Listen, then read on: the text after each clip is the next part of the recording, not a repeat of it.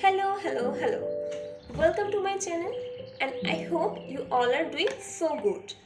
চলুন আজকে বানিয়ে নেওয়া যাক একটি DIY face mask or you can call it a scrubber also, যেটা আপনাদের স্কিন এনে দেবে একটি ম্যাজিক্যাল গ্লো। DIY মাস্কটি বানানোর জন্য মাত্র দুটো উপকরণই যথেষ্ট, মসুর ডাল ও চাল। এখানে আমি 4 চামচ মসুর ডাল ও 4 চামচ চাল নিয়ে সেটিকে খুব ভালোভাবে ধুয়ে নিব। দেন জল দিয়ে ওভারনাইট সোক হতে রেখে দিব। সকালে চাল ও ডালগুলো এমন ফুলে উঠবে, তখন আমরা এটাকে খুব ভালোভাবে ব্লেন্ড করে নিব। দেখুন ফুলটা কি সুন্দর না? ব্লেন্ড করার পরে চাইলে আপনারা এভাবে ইউজ করতে পারেন, কিন্তু মাস্কটিকে আরও অনেক বেশি ইফেক্টিভ করার জন্য আমি এর মধ্যে 1 চিমটি হলুদ ও 1 চামচ চন্দনের গুঁড়া অ্যাড করব। আপনারা চাইলে মধু অ্যাড করতে পারবেন। এবার এটিকে খুব ভালোভাবে মিক্স করে নিব। এবার মুখে অ্যাপ্লাই করার পালা।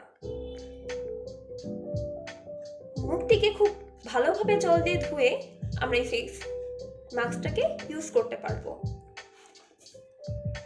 মাস্কটিকে ইউজ করতে করতে চলুন জেনে আসি আমাদের এই দুটি উপকরণের কি কি উপকারিতা আছে।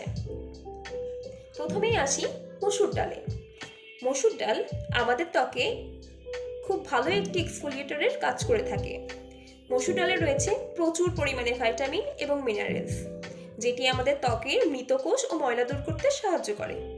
এছাড়াও এর মধ্যে থাকা অ্যান্টিঅক্সিডেন্ট আমাদের উজ্জ্বলতা বৃদ্ধিতে সাহায্য করে। অপরদিকে চালের মধ্যে রয়েছে ভাইটামিন বি ও ই এর উচ্চ মাত্রা, যার কারণে এটি আমাদের ত্বককে ন্যাচারালি ব্রাইট করতে সাহায্য করে। 10 মিনিট প্যাকটি রেখে ড্রাই হতে দিব। দেন 2 মিনিট মতো স্ক্রাবিং করে নিব। আমি যদিও এখানে ফাস্ট ফরওয়ার্ড করে দিয়েছি, আপনারা অবশ্যই খুবই জেন্টালি আপনাদের মুখে ম্যাসাজ করবেন। আমি আপনাদের আমার প্যাকটির থিকনেস দেখিয়ে দিলাম, আপনারাও ঠিক এভাবে বানিয়ে নেবেন।